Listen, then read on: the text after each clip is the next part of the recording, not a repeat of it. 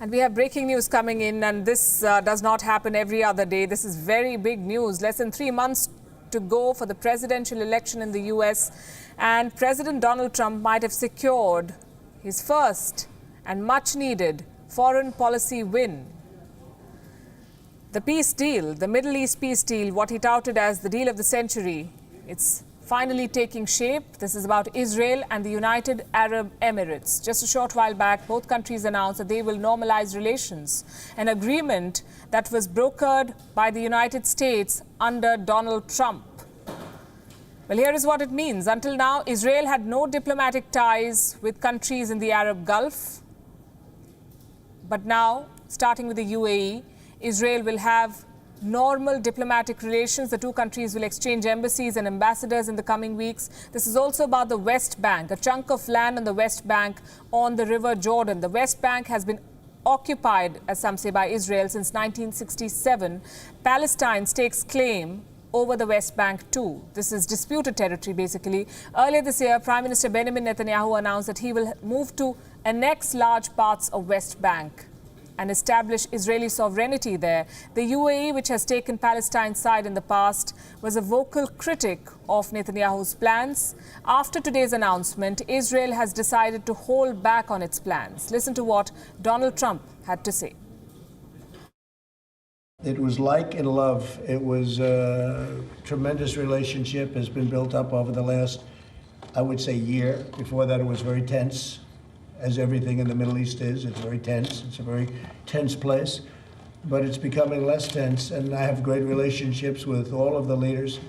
And some are enemies against each other, and I get along with both. That's, I guess, the big thing. People don't understand that about me. I've gotten along. Remember when I was elected, they said the war will start with somebody within days, and I've kept us out of war. You look at North Korea, everybody said, including President Obama, that's the biggest problem. Everybody said you'd be at war. Well, we're not at war. You would have been at war if I wasn't elected, if it was somebody else. No, we're doing very well in the Middle East, and I'll tell you what, it's been an incredible thing. But no, it was tense, but the relationship has become a very good one between UAE and Israel, and also with other countries, many other countries. And I think you'll be seeing some very exciting things, including ultimately with the Palestinians. I think that's going to be happening at some point because it makes a lot of sense for them to let it happen. And joining us now is Gil Hoffman, the chief political correspondent of the Jerusalem Post, with us from Jerusalem. Gil Hoffman, thanks very much for speaking with us. This deal has been in the making for years now, ever since Donald Trump took office, and his predecessors have been trying to broker peace in the region. Did you see it coming right now? Nobody knew that when exactly it would be happening. It does seem to be tied to both American and Israeli politics. Netanyahu, it looked for a while like his government was falling apart, and this shows that he's firmly in the reins of the government and that we're not having elections anytime soon. And as for the United States, I think this relates to India. Donald Trump wants to change the subject from the very popular woman of Indian descent who has been chosen as the vice presidential candidate against him. It can't be unconnected. So you're saying that it politically makes sense for all the players involved, Netanyahu, who's been facing protests and a difficult time as prime minister, and of course Donald Trump, who was desperately looking for a foreign policy win. Can this be termed as a foreign policy win? Absolutely. Barack Obama, one thing that he did in this region, he tried to bring people together, and the only way that he brought them together was in disliking him. Whereas Donald Trump, he did make things relatively calm in the Middle East. That can't really be denied. And now he's brought Israel and the United Arab Emirates together.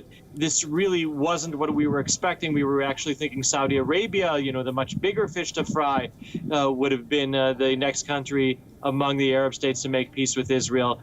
The leaders of Saudi Arabia and United Arab Emirates are very close. Maybe this is really a test. And closer to the American election, that's when the Saudis would come to be the really big foreign policy accomplishment for Donald Trump. Do we have clear details of what this deal will involve? We understand that both sides will exchange embassies and ambassadors and hold meetings, but do we have a broad outline of what we are going to see between Israel and the UAE going forward?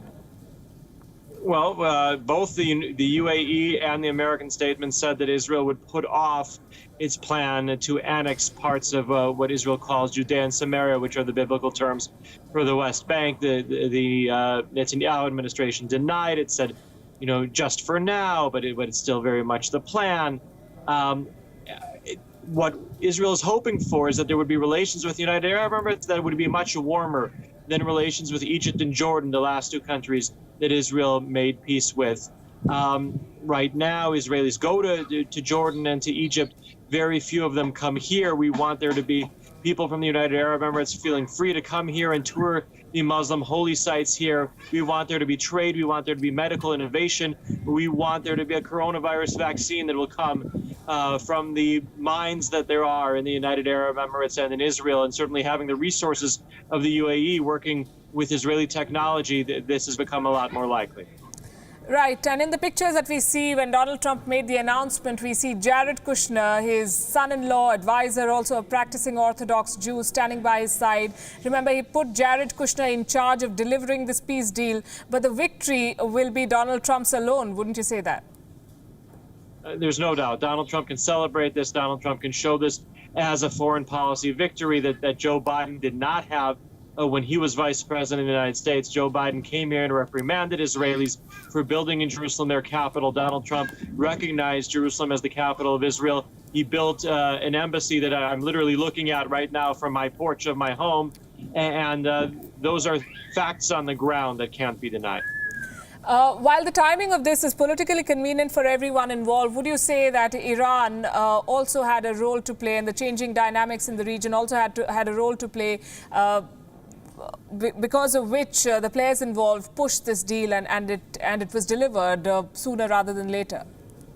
Well, the enemy of your enemy is your friend, and Iran is the enemy of the entire world. And so that has brought countries like the United Arab Emirates and Israel that both see Iran as the main destabilizing factor in the world.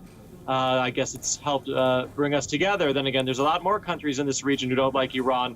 Hopefully that will lead to them having closer ties with Israel in the near future as well. What sort of a response do you expect from the Palestinian side? We haven't gotten a response from them yet. They've been abandoned here by the United Arab Emirates. This is one step toward the entire Arab and Muslim world abandoning the Palestinians. They've been telling the Palestinians now for many years now, we're sick of waiting for you to make peace with Israel.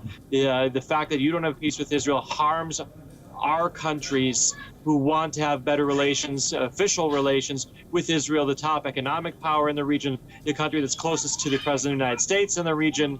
So the Palestinians better get their act together. There have been negotiations now between Israel and the Palestinians for 30 years. They need to come back to the table and start making the concessions necessary to help their own people. Right, I can hear a child in the background. Thanks very much, Gil Hoffman, for joining us.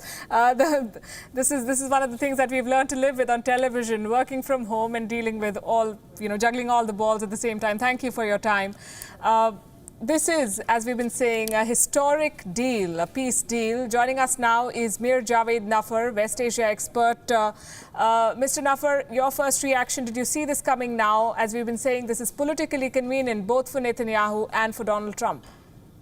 It is. It's very good news, but in the Middle East, we are not used to good news. We are usually very pessimistic, and when we receive good news, we want to check it. History has shown us not to rush into things. So far, so good. No complaints, but we have to wait and see. They're going to work out the deals. There's negotiations on the way. Mr. Netanyahu has to promise that he's not going to do the annexation because, we don't want a scenario where there's peace with the UAE because one of the conditions for peace is no annexation. And then we don't want a situation where there's peace with the UAE and then Mr. Netanyahu does annexation, which is what we don't want. So far, so great, but let's see what this small detail is and we can then, raise our glasses and say cheers and l'chaim when actually two sides sign on the dotted line.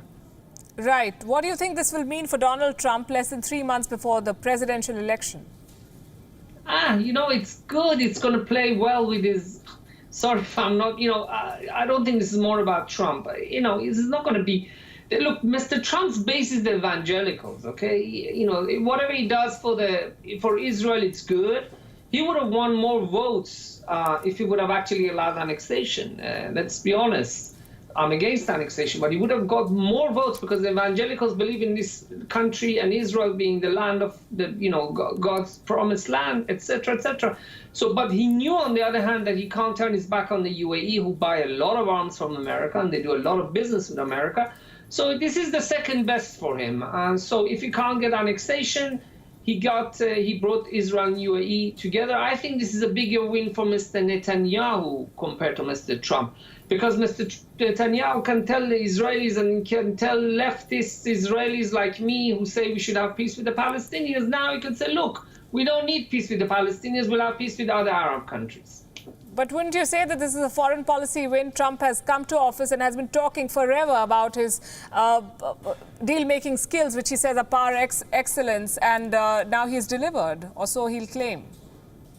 Oh, look, it is. We have to. I am grateful for his support. To be honest with you, there are many Israelis who want to live in peace with our Arab neighbors. They've made mistakes. We've made mistakes, but our mistake is between us and the Palestinians. Why does it involve other Arab countries? So no, look, on the one hand, I am grateful. On the other hand, Israel and UAE have been, let's just say, dating secretly for a long time, before Mr. Trump came to office. But now that he's now officially, blessing the couple, then you could say, yes, he's the matchmaker. He's the ultimate matchmaker in this relationship. And yes, we are grateful to it. I think marriage as a metaphor is very popular in Israel. You said this with the Indians, you said this with the Chinese, and you're not now talking about an affair with the UAE, which is now being turned into a marriage thanks to Donald Trump. Do stay with us, Mir Javed Nafar. We have with us from the United States, Ray Locker. He's with us from Washington, D.C. Ray Locker, good to have you back on Gravitas. Your first reaction, did you see this coming? Did Donald Trump time it just before his election or re-election bid? This thing has been building for a while. It's in the best interest of Israel and the UAE. And I'm sure that President Trump had some role in it, but I don't think it was that pivotal. He's obviously going to trumpet it as something, an accomplishment that he made, a testament to his deal-making skills. That remains to be seen, and there's a lot we still need to know. On balance, though, anywhere in the world, when people are cutting deals with each other, it's better than when they're fighting each other. This takes a funder of anti-Israel activities off the board. So that's, on balance, a good thing for anybody, regardless of who gets the credit for it.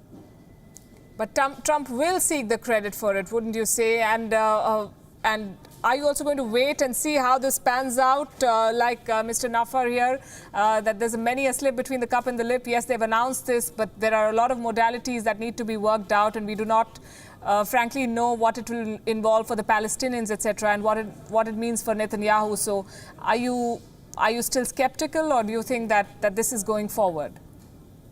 Well, look, I think it will go forward. I think it's in the best interest of Israel and the UAE for it to go forward. I think it's the best interest of President Trump for it to happen, too, and for the American people. I mean, this is a good thing, regardless of whether you support Trump or not, because anytime people are working together, it's better than when they're not. But, we've seen this so many times with this president, in which something good happens, and then he squanders whatever political capital he derives from it. Like today, he's talking about he's not going to support funding for the U.S. Postal Service because it's going to enable mail-in voting. So that damages his overall, image today in terms of, I'm a deal maker. Well, look, you're trying to subvert democracy on the other hand. So he'll take something that's a win and squander it any day, any time. And let's hope that doesn't happen right now. But really, it's between Israel and the UAE to figure out the details of this and to come to terms with each other. Mir Nafar, what does it mean for Prime Minister Netanyahu, who's had a very difficult time in office and is now facing protests on a daily basis? It's going to be good news for him. He could say, Iron Wall. This is a doctrine that was established by Zev Jabotinsky, the father of the Israeli right-wing movement, Beitar, who said that, look, whatever you do with your Arab neighbors, that doesn't matter how nicely you talk, doesn't matter how many concessions you make, they will never make peace with you until and unless they recognize your strength. When they see that you cannot be beaten, then that will be a stronger argument than any concession that you will make in terms of bringing them to the table of peace. And now you could say, look, the Iron Wall doctrine works because UAE is now another Arab country who has realized that we cannot be defeated, and that actually sees it in its interest to make peace with us. But I have to be honest with you, there are two outside parties who really facilitated this relationship by driving the UAE to the arms of Israel. One of them is Iran, the country where I was born. Unfortunately, the ruling regime over there has a very hostile attitude towards many of its neighbors, and UAE is one of them in Yemen, and that has nudged UAE or pushed it further into our arms of Israel. And the other is Hamas. Hamas is, I think the UAE, it seems to me, they got sick and tired of the PLO and Hamas bickering and fighting.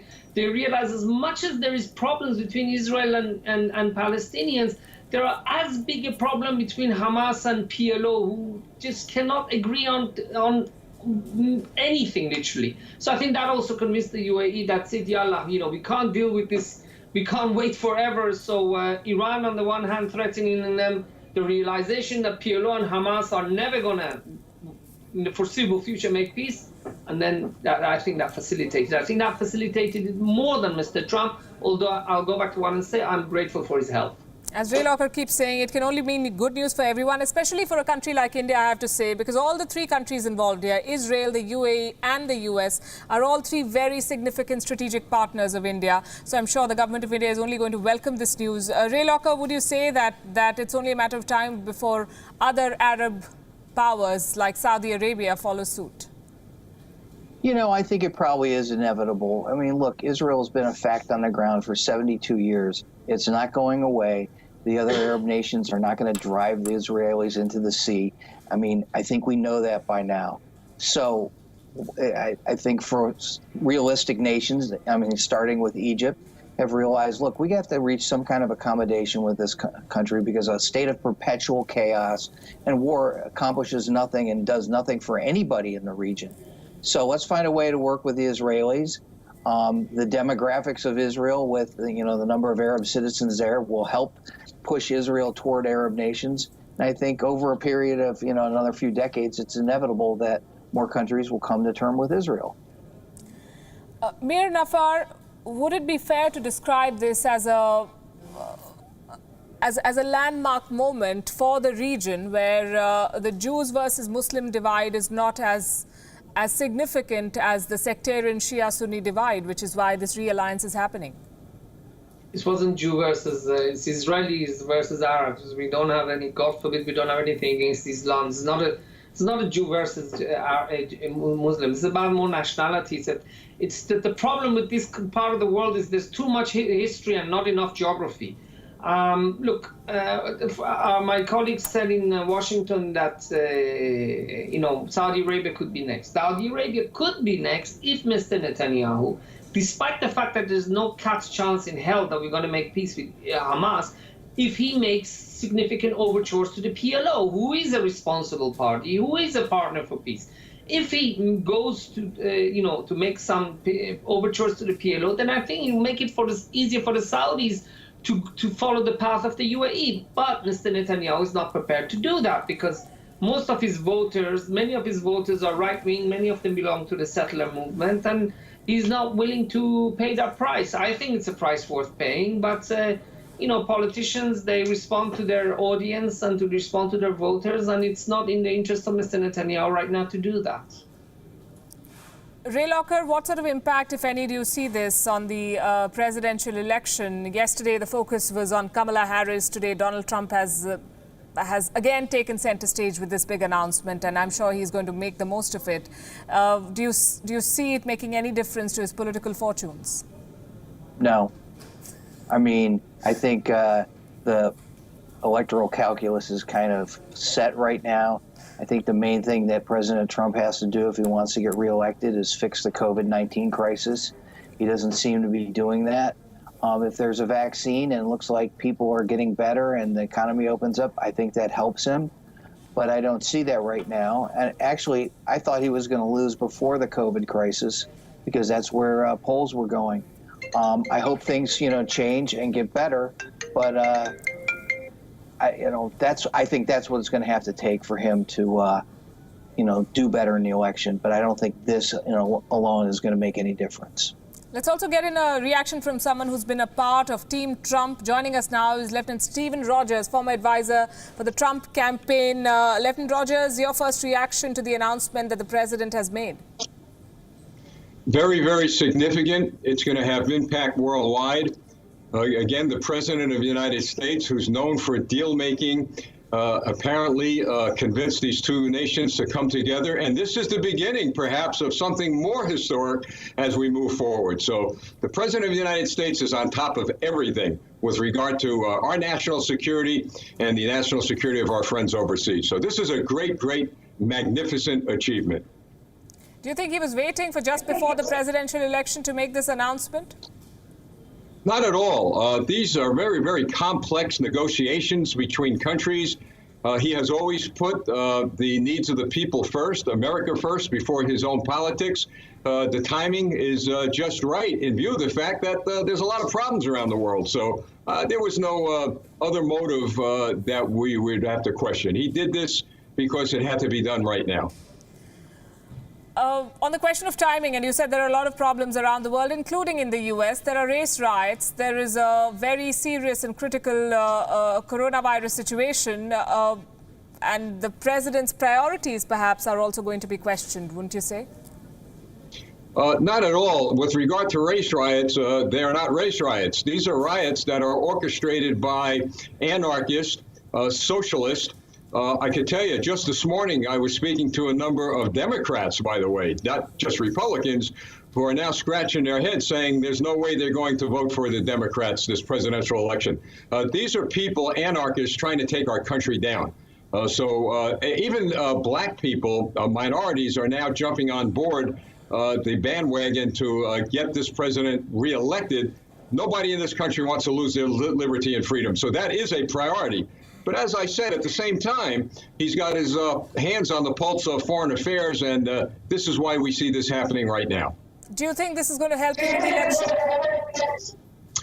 Well, anything would help him in an election. In view of the fact that he has kept every single promise he made, he also kept his promises that he would work very hard on peace throughout the world. So sure, this will help him. It'll help him. It'll help the world, not just him.